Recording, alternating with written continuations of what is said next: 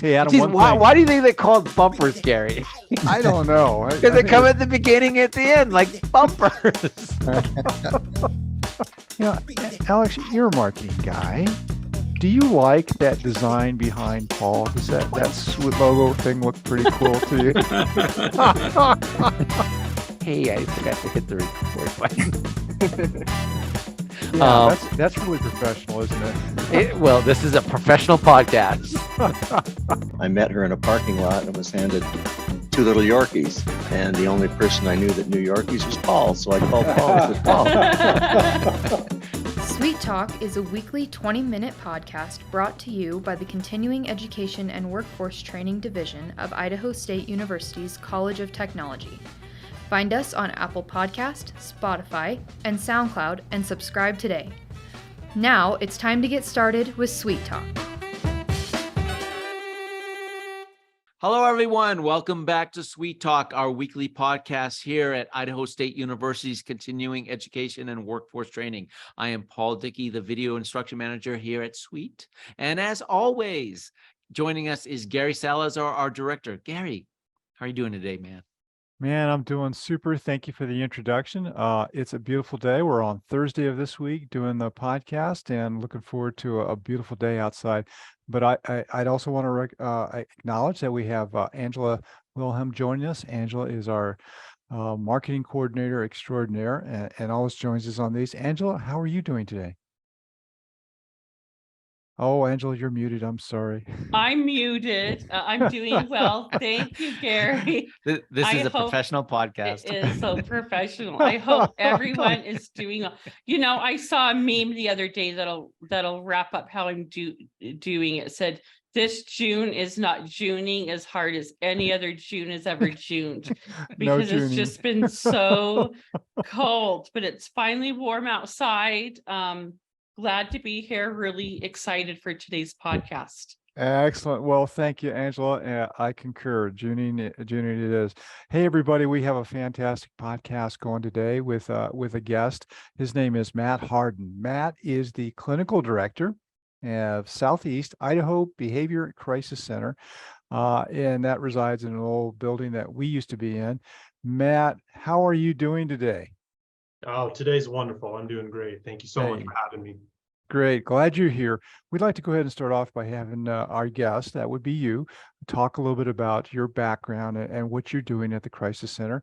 And let's amplify that as a start, and then we'll get into maybe a couple of questions. Is that all right with you? Yeah, absolutely. Great.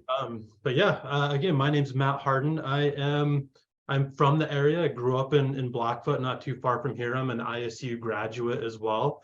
I graduated with a bachelor's in psychology at ISU's fantastic program. Rolled into a master's degree in mental health counseling. And after graduating, I have done mental health and substance use counseling in our community here in Pocatello. For a long time, I worked with some of the court programs, specifically Wood Court, and probation and parole. I worked with them as well. Mm-hmm. And as I was doing some of this work in the community, working with my clients that are struggling with substance use, you know, there was not a lot of resources in our community for them who were struggling. It was kind of jail if they have relapsed and they were using, or it was the hospital. And so there were not a ton of options for them. And so when crisis centers were really kind of developing in our community, through the entire state, they finally came to the Pocatello area, Region 6, in about 2018. We knew that we were going to get one in the community. So I knew as a professional that my clients, that my guys in my program were really struggling, that crisis centers were really going to be that huge impact for our community struggling with substance use. So I knew I wanted to be a part of it. So I left the counseling agency that I was at to develop this program in our community to further help those that were struggling. So the Crisis Center has been up and running since 2019 we opened up. So we just passed about 4 years in the community. Wow. We've seen over probably 8,000 individuals through the Crisis Center in that amount of time. And I couldn't be prouder of what we've been able to put together here at the center. That's amazing. 4 years, you've seen 8,000 people that have come through the crisis center. Yeah. That's an incredible number. That's a huge volume of work and support that you're providing out there. Would you amplify a little bit about what the crisis center is doing? Maybe some of the specific functions or operations that you have? Yeah. And so with my mentality working with the substance use population, the crisis center helps those individuals. We're state funded. We're one of 7 in the state. So there's Idaho Falls, Twin, a couple in Boise, Region 2, and then up in Coeur d'Alene as well. So being state funded allows us to provide 24-hour support for anybody struggling with their mental health or substance use. And because we are state funded, we're free, which is great. We're open 24 hours a day. So, if somebody's struggling with their substance use or, things like suicidal ideation, if somebody's really isolated and they're struggling and they don't know where to go, 2 a.m., there's not a lot of options. But with us being open all the time, we're free. There's no limitation on how many times somebody can come into the center. So if somebody comes in and stays with us for a couple of days because that's what they need to be safe and to be alive, that's great. And if they need us the next day, they go home and they're like, you know what, I don't feel safe, I need more help, they can come right back, which is great. And same thing with substance use. If somebody gets sober and they're doing well, but they relapse the next weekend and they need somewhere safe to be, we can be that spot for them. And again, at no charge. We work really hard at building that non-judgmental, always welcoming 100% of the time, so that nobody feels judged going through these things, because mental health and substance use is highly stigmatized. And so one thing we want to do is break those barriers down and just provide that access to care for anybody.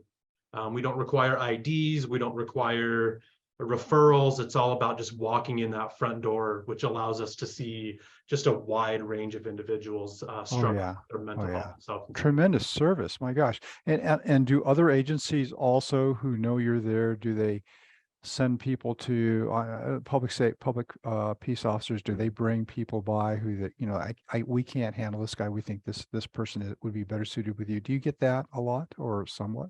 Yeah, absolutely. One of the things the state wanted us to do when they put us in place is to reduce the burden on our law enforcement and our hospitals. So with that, we've worked really closely with Pocatello PD, Chubbuck Police Department, and Bannock County Sheriff's Department, and they're actually our second biggest referral. We are keeping individuals out of the prisons, which is great because not everybody needs that level of treatment. I mean, obviously we have jails for reasons, but if law enforcement's called to Fred Meyer's because there's somebody in the bathroom struggling, that person doesn't need jail, they need treatment. And so law enforcement have been our public social workers for a really long time without the social work training, and they've done the best they can, and they're doing a lot of things to train their officers in the mental health world, a lot more over the last 5 years or so.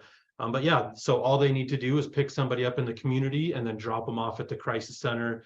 We try really hard to keep the drop-off time, kind of that warm handoff from law enforcement to the center, and we can do that in about 15 minutes. And so they drop them off, we take that responsibility, then they're back out on the streets, to where if they take somebody to the hospital, there's a whole custody thing that they have to go through, and it could be 2 to 4 hours before law enforcement can get out of the building. And it's all policies and things that they have to do, and we understand that. However, we can be that next option to drop off, and then they can get back out on the streets and do what they need to do. Yeah. That's a great efficiency, and it helps in lots of ways, helping the person who needs that assistance, as well as freeing up those officers to go do the things you said. They have other responsibilities as well. Hey, Paul. No, I think Angie's got a question. Oh, Angela. Angela, I'm sorry. I do you're have muted. a question. I have a question, Matt. And I live really close to this center, so this is kind of why I'm asking. What does the intake look like for someone who is just walking off the street? Like if it were someone in my neighborhood or a neighbor or anyone else, what does that look like at 1 PM on a Sunday or midnight on a Friday for someone who is not with law enforcement? Yeah.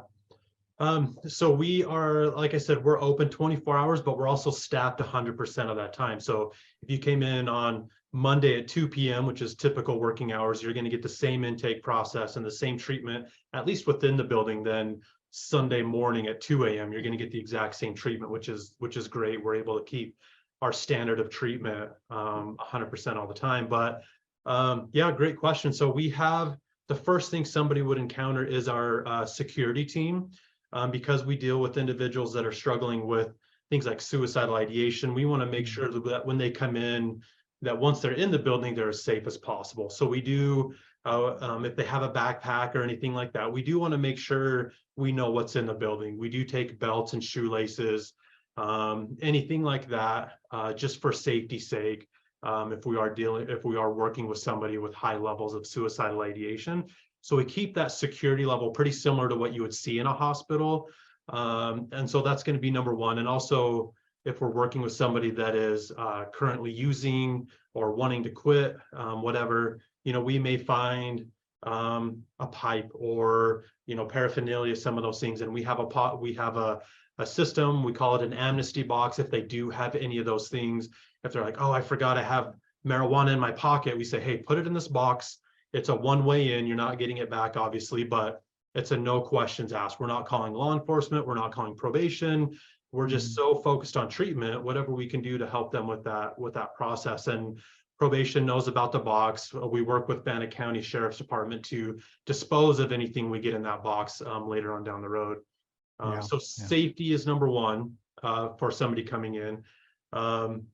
We do a very brief intake application. We are state funded, so the state likes to know what county are people coming from, what's the gender breakdown, what's the age breakdown, what's the race breakdown. So we do gather a lot of that information.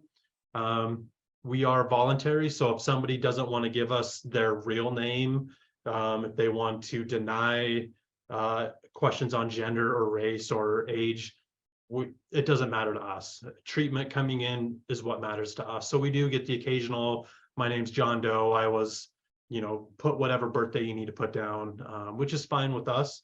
But we do try to gather that stuff, and we do a demographic breakdown every quarter. And that's all public information. So if anybody wants to know what that looks like on our website, we post all of my quarterly reports, all that kind of stuff on the website. The next thing we do on intake is with our medical team. We want to make sure that anybody coming in is medically stable. Individuals with chronic mental health have a 50% chance of having a pretty serious medical concern, whether that's high blood pressure, diabetes, those types of things. We also see about 40 to 60% of our clients coming in are unhoused. And so there's a good chance that maybe they haven't been in front of a medical professional in 4 days, 4 weeks, 4 months, 4 years, 40 years. So it also gives us a chance to just give a once over head to toe assessment. There may be infections on the hands, arms, feet, untreated diabetes, some of these things. We work really closely with the Pocatello Free Clinic, which is actually in the same building. They do HIV testing. They have treatments for Hep C, a lot of these things. So maybe we're not the appropriate place to do long-term treatment, but allows us to screen for a lot of things and then refer out to other free resources to get some of these things checked and managed. So we do that. That's really key. Again, if we're talking about substance use, we need to pay attention to overdose signs and symptoms.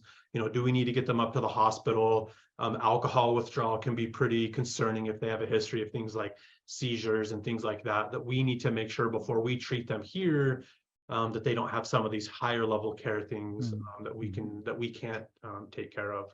And then lastly, they meet with our case managers, and our case managers do a risk assessment, which is like a suicide screening, and also risk to others. We do a mental health screening, a substance use screening. These aren't admission criteria screenings. These are more of like, hey, this just kind of identifies and tells us where you're at with what's going on. What we consider a crisis is if it's a crisis to the individual coming in, then it's a crisis to us. Because if all of us on this call suffered from depression, it's going to look different. How we manage it is going to be different, whether we have family and friends maybe a therapist, a prescriber that helps us with our medication, is going to tell us how we can manage our own depression. And so there's no level of what the crisis needs to be at. And so if somebody comes in and it's not maybe this huge crisis, then maybe they need to be at the center for 2 or 3 hours and they get what they need out of us with our case management and our medical team.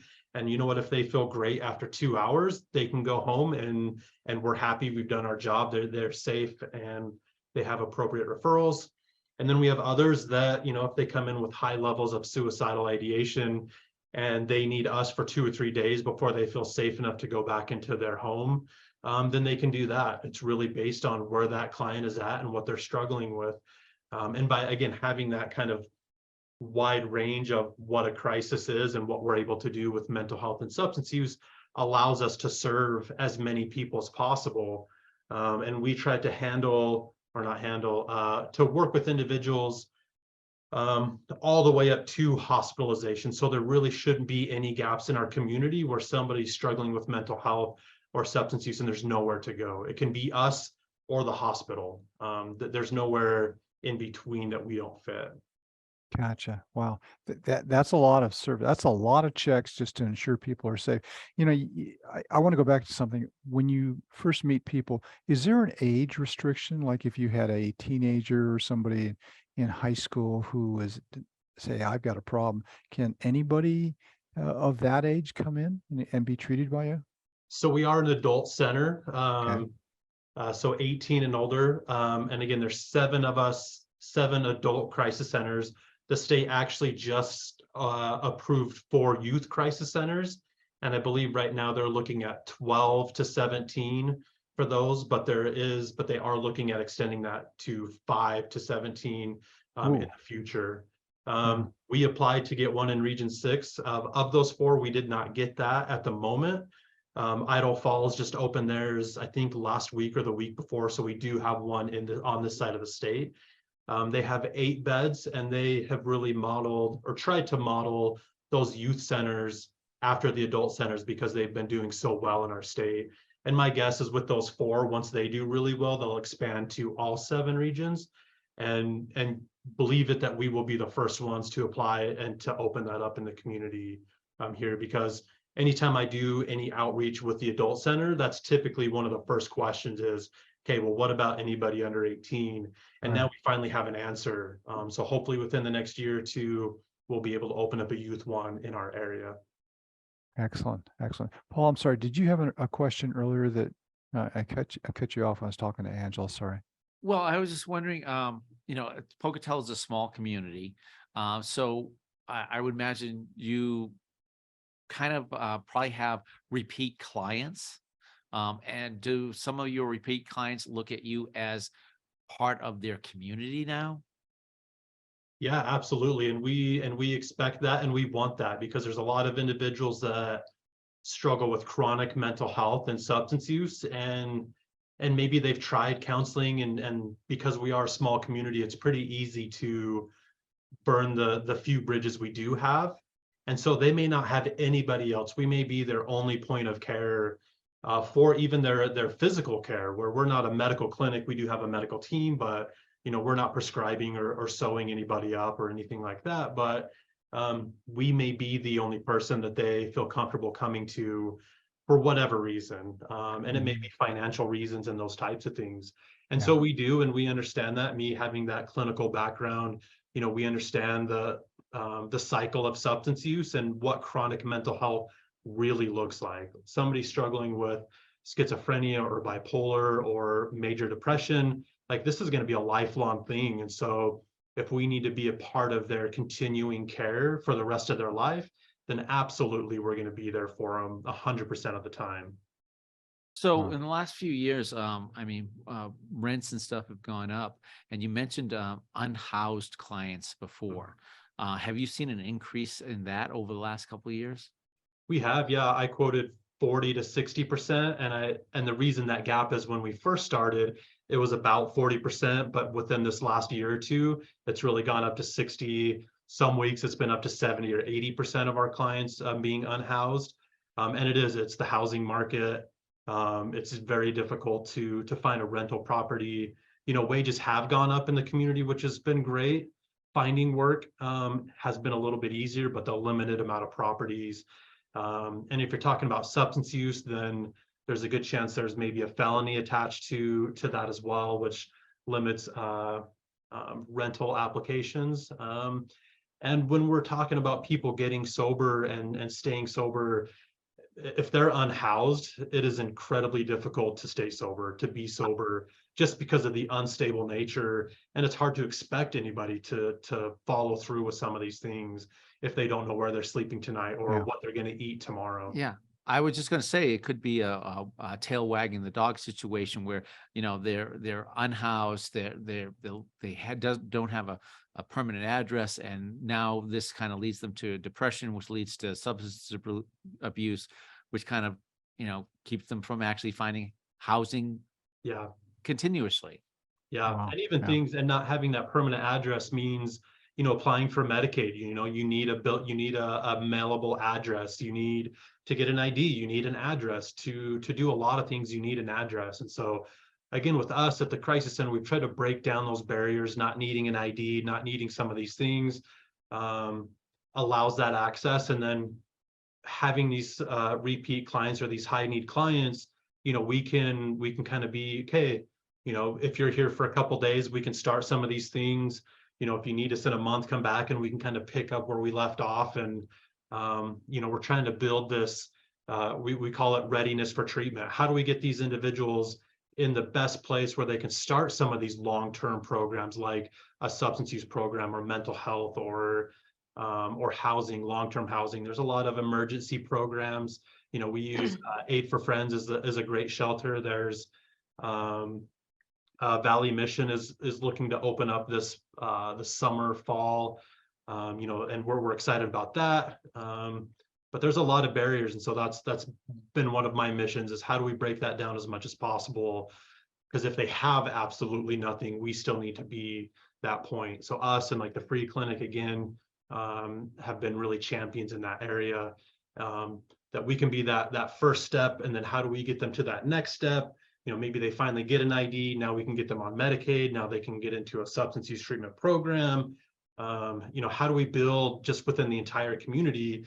Because we're here for that journey as just a very small piece of recovery, whether it's from mental health or substance use. So how do we prepare them to take that next step? So we pair with a lot of the counseling agencies, a lot of the staffing agencies, a lot of the housing agencies. We're not doing this by ourselves by any means. Yeah. You said a very interesting thing, and recovery, finding people on the road to recovery is really building people back through a lot of different steps. And as you've mentioned a few of them. Hey, we started off with the introduction, but beforehand, I'd talk to you about what BEST LLC is related to the Crisis Center. Could you explain that to our audience? What is BEST LLC? Yeah, so BEST is actually it's actually the company that staffs the Crisis Center. So the Crisis Center has, Southeast Idaho Behavioral Crisis Center. That's kind of the storefront name. But the company we actually all work for is called BEST LLC.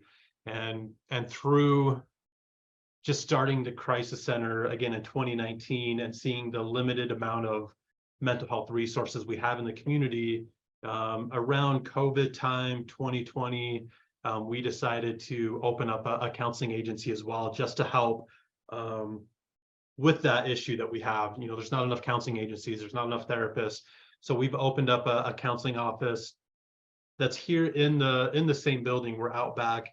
And really the idea was, how can we help some of the clients that we see at the Crisis Center that are unhoused, that we see a lot, that probably couldn't keep regular scheduled whether it's therapy sessions or whatever in the community. We see them a lot at the Crisis Center. So how can we set them up with some kind of mental health? So we've been able to set up BEST. So we have counseling, we have case managers, peer supports, and CBRS, which is called community-based rehabilitation. And that's a program that allows paraprofessionals to go into the clients' homes and help them with things like, how do you build a structure in the home, whether it's hygiene or, grocery shopping, financing. How do they manage the panic attacks in the home? I get these skills from my therapist, but then I struggle implementing in the home. So Yeah. now we can have these professionals go into the home to help support some of those things. Wow. Well, thank you. I don't know if you heard that, but our timer did go off for this thing, but we haven't we haven't had an opportunity to give you the chance to, if somebody has a question or somebody wants to learn more about the Crisis Center or something, how would they reach out? Who would they talk to? Would you be able to share any contact information with our audience on that? Yeah. And that way, if they hear this, they would go, yeah, I want to know more about this, or I want to find out how I get there. Do you have anything you might share on our podcast? Yep. So we have a website. It's just SEIBCC, so Southeast Idaho Behavioral Crisis Center. It has a lot of the same information that I've shared. It has a virtual tour, which is great. So you can kind of, it's hard to give tours because we have people that are really struggling, and you know, I don't like bringing people in. We do sometimes, but there's a virtual tour, so you can see what it looks like on the inside and goes through all the rooms.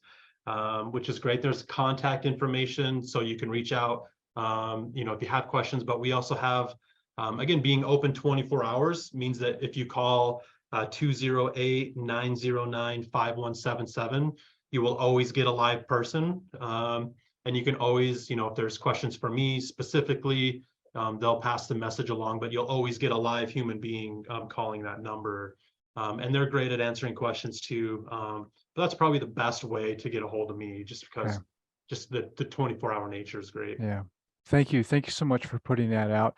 What an amazing service to our community the Crisis Center is providing here. Paul, our time is up. I really enjoyed this conversation. I learned some cool things. Matt's been an exceptional guest. Yeah, I'm very impressed, Matt, with the short time and the number of people who walk through your doors and all these processes that you've set up here. You've done a lot of work with this. Your whole team has. And it sounds to me like there's tremendous usage, which means tremendous benefit to those folks who need that support. So thank you for doing all that. Thank you for coming on and being our guest and helping explain this. It's been truly informational. Paul, Angela, we are at the end of our podcast, and we need to do the thing that you like to do, Paul, which is wrap. I'm going to wrap. So, Matt, again, thank you for being on. Really a lot of information. I greatly appreciate what you're doing for the community. Angie, you know, thank you so much. You're such a valuable part of this podcast. And Gary, can't do this without, man. Hey, we're all in it together.